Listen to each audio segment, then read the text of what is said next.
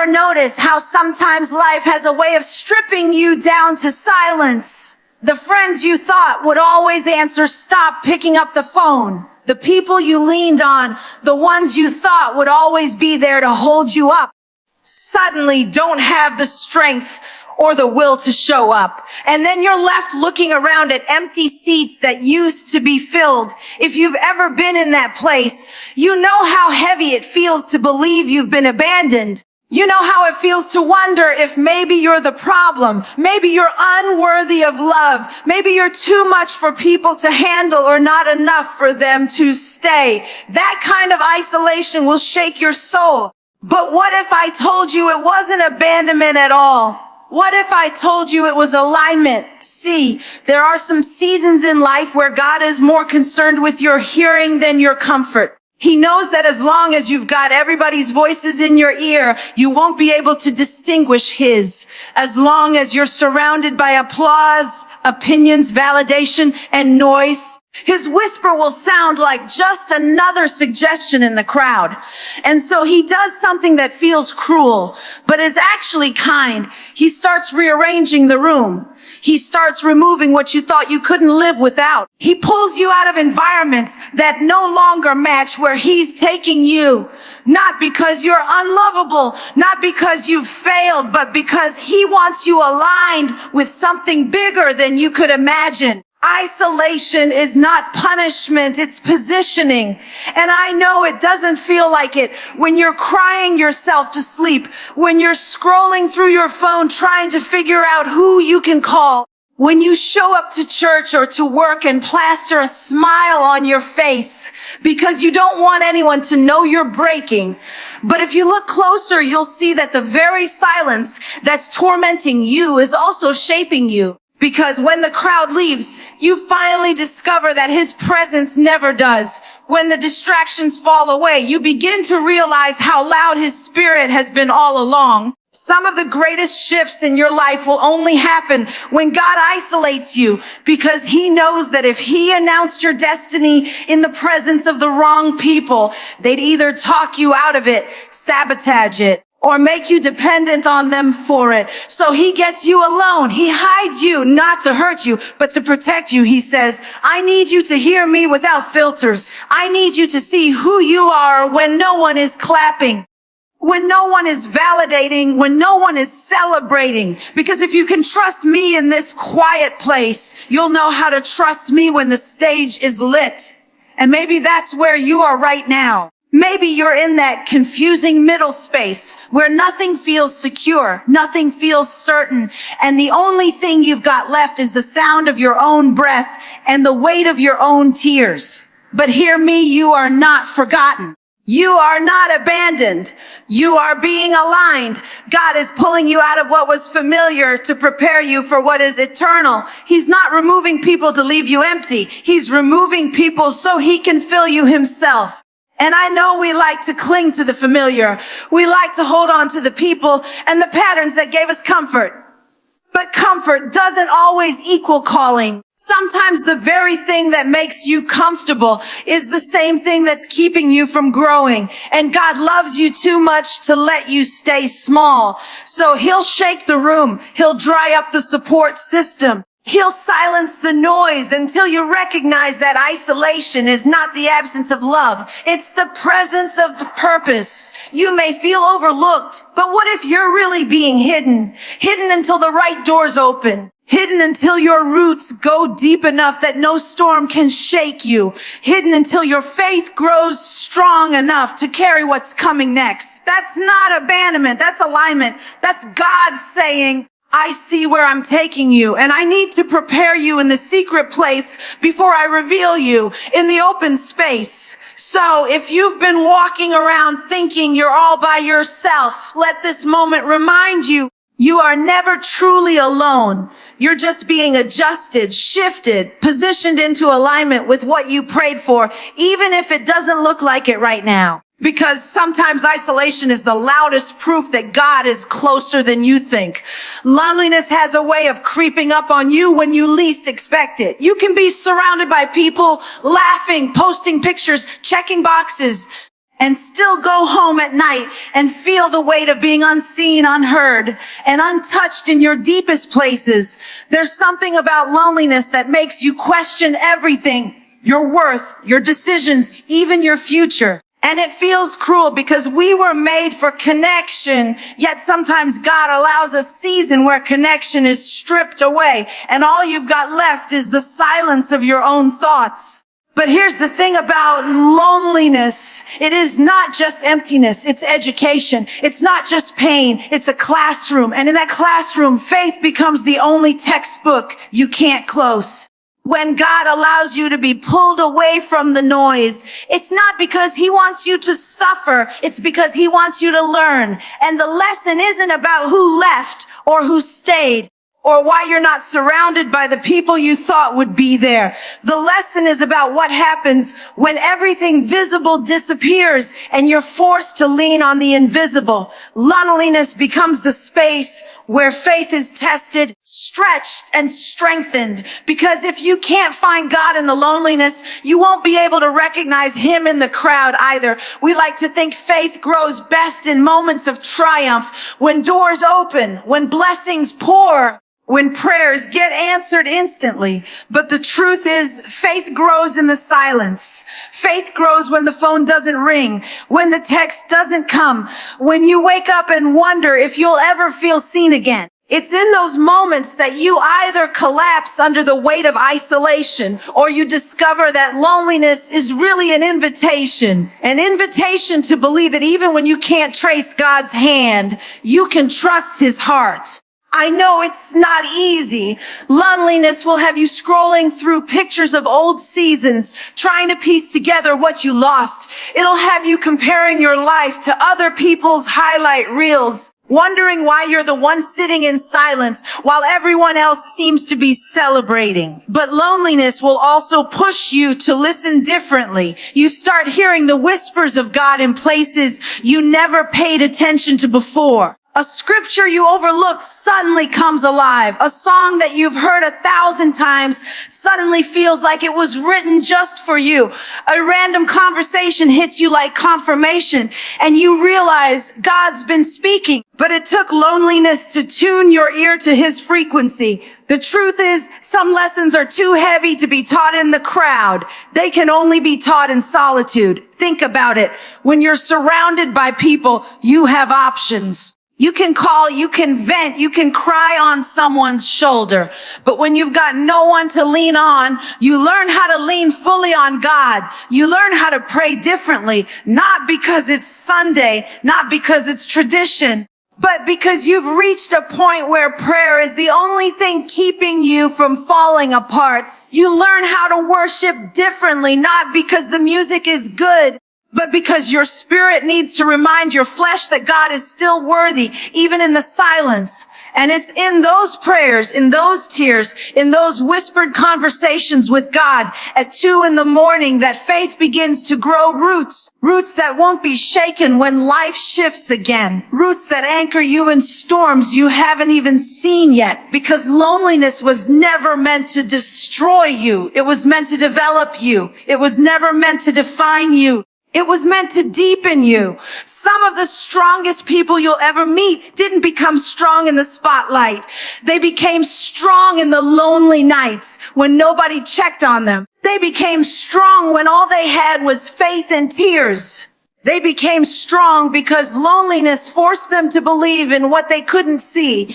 And maybe that's what God is doing in you. Maybe this loneliness isn't the end of your story. It's the chapter where your faith learns how to breathe on its own. So don't despise the loneliness. Don't curse the quiet. It may feel like you're in the middle of nothing, but you're actually in the middle of becoming. Because loneliness is not just emptiness. It's the classroom where faith learns how to stand tall.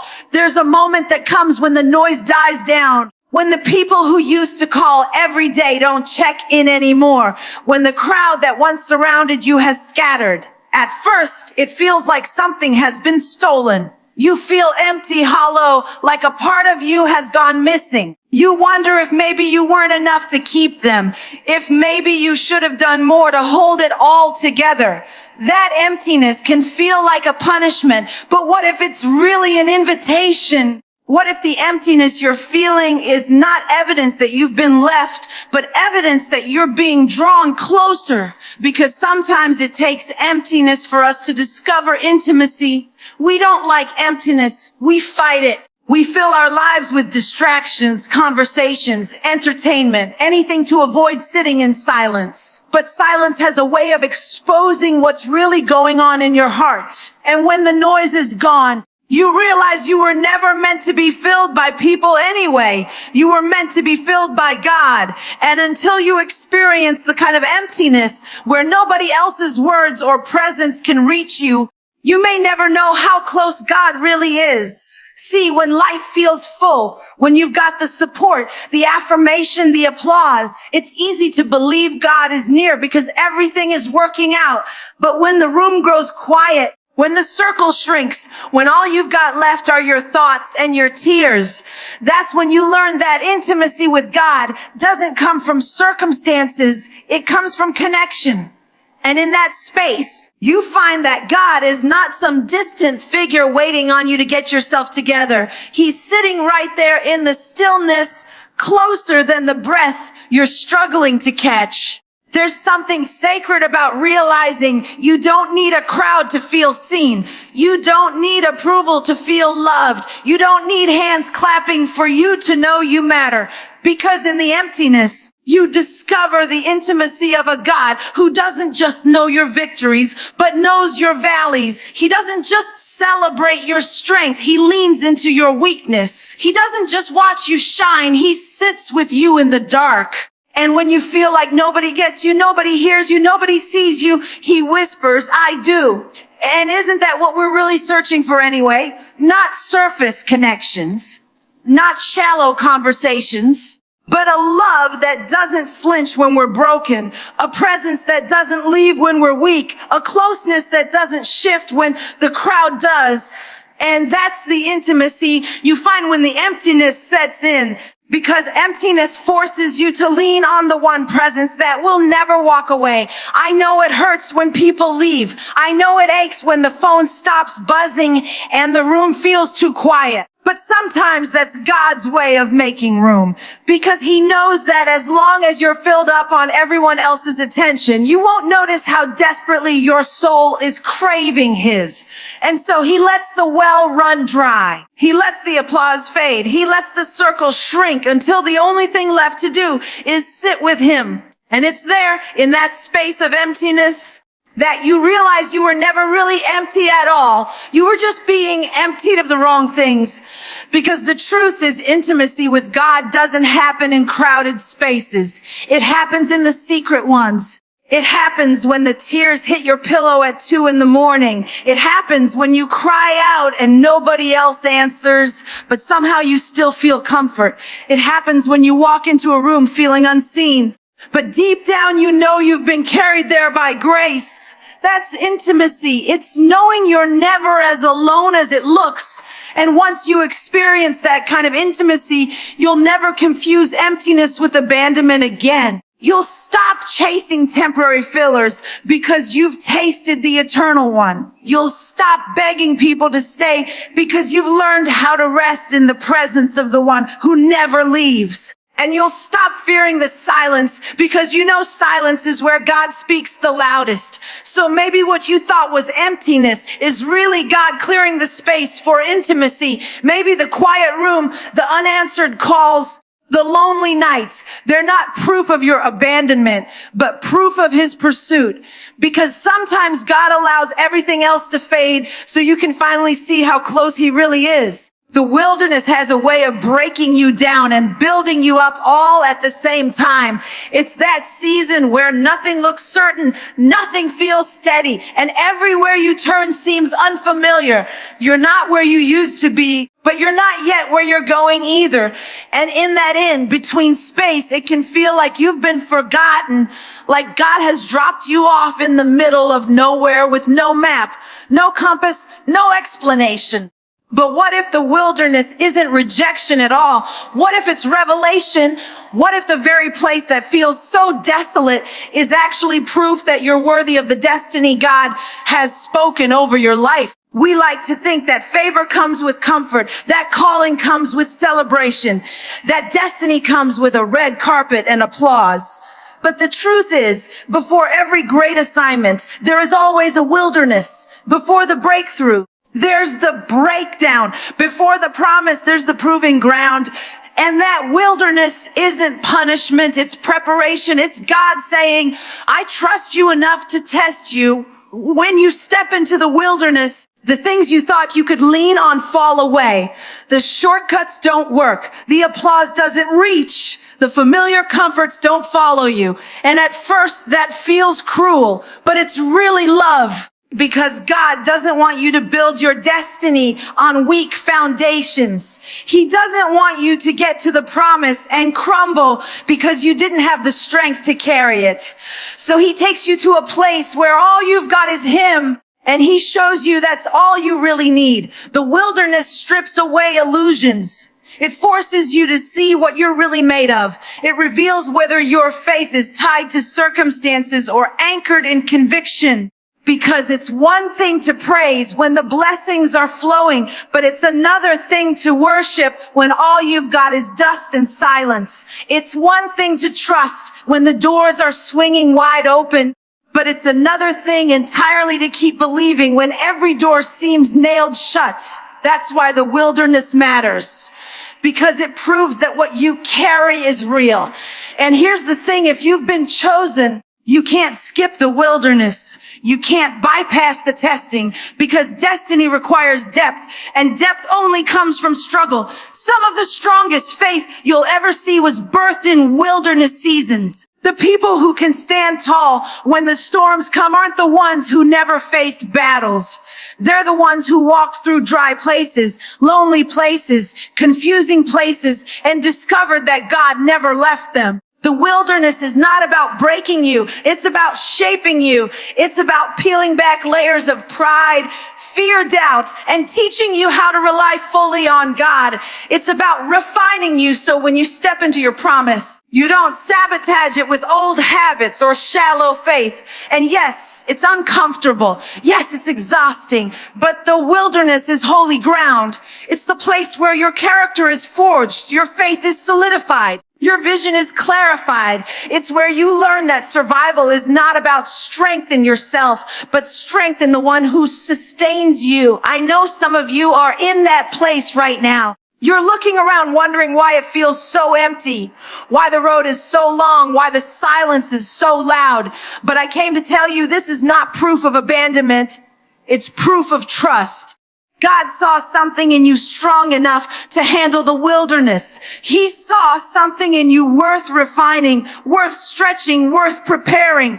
If he didn't believe you could carry it, he wouldn't have allowed you into it. So don't mistake the wilderness for weakness. Don't confuse isolation with insignificance. The very fact that you're in this dry place is evidence that God is getting ready to do something through you that couldn't be birthed in comfort. The wilderness is the womb of destiny. And if you can endure the stripping, if you can embrace the silence, if you can trust him when it feels like there's nothing left, then you'll come out not just surviving, but transformed. Because the wilderness isn't a sign that you've been left behind. It's proof that you've been set apart. There are some battles you will fight that nobody will ever know about.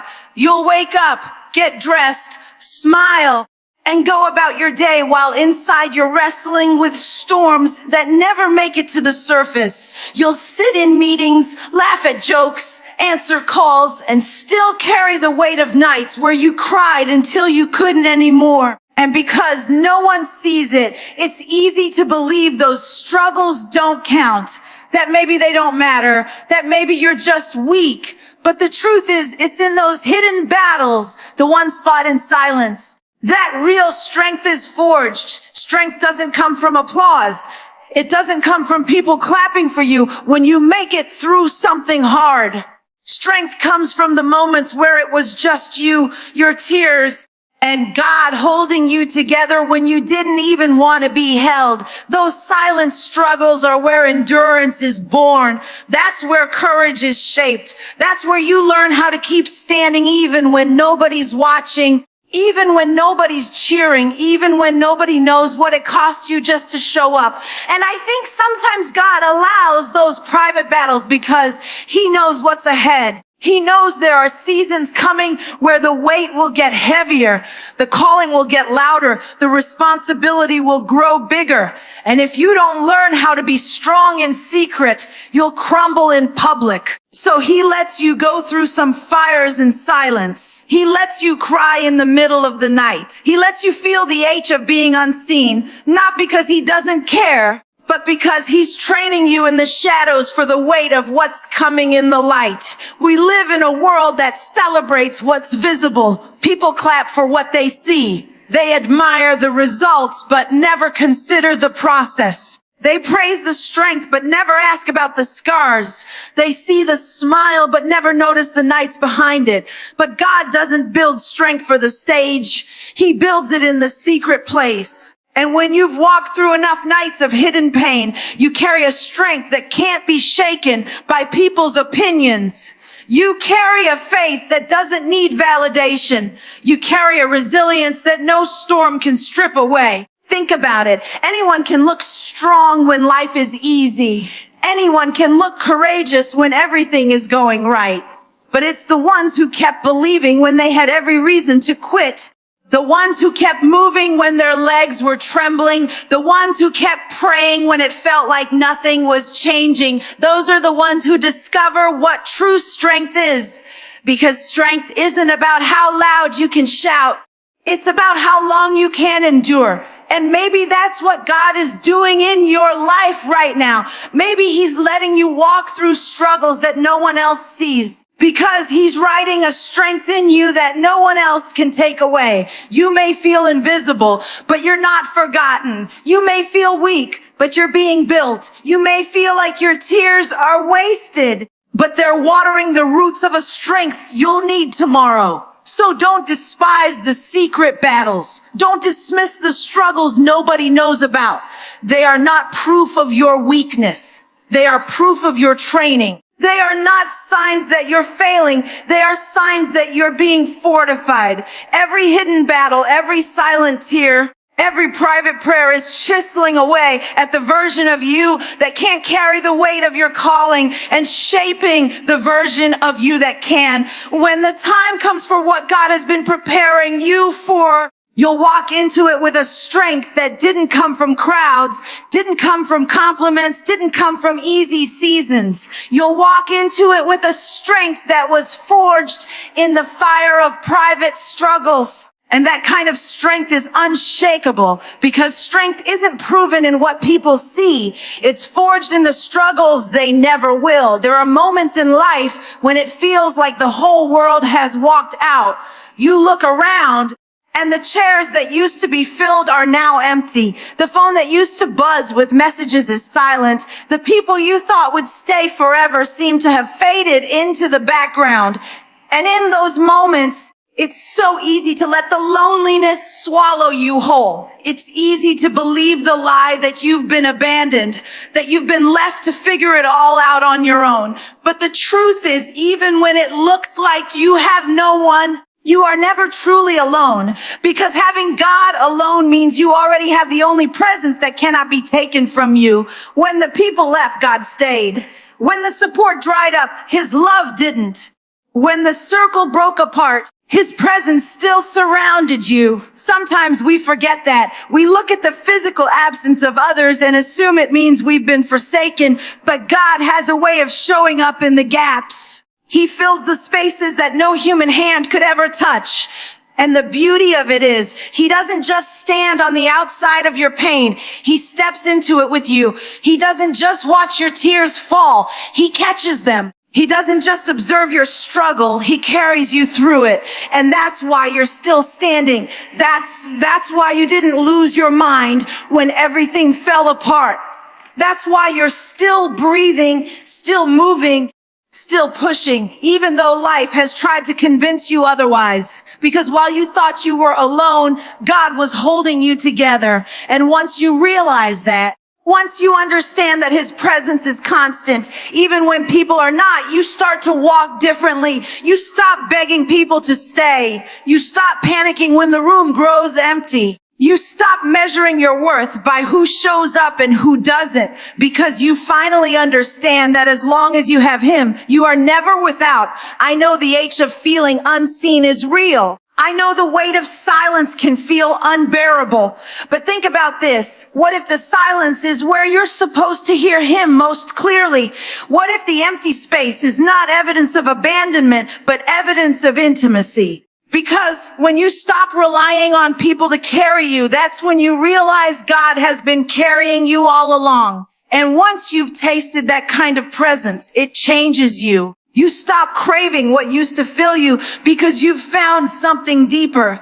You stop fearing solitude because you know it's not solitude at all. It's sacred space. You stop chasing people who walked away because you realize they left room for God to prove he's enough. Having God alone doesn't mean life is easy, but it does mean life is steady. It means that when the storms come, you've got an anchor that doesn't break. It means that when betrayal cuts deep, you've got a healer who binds wounds the world can't see. It means that when you walk through valleys that feel endless, you've got a shepherd who walks step for step beside you.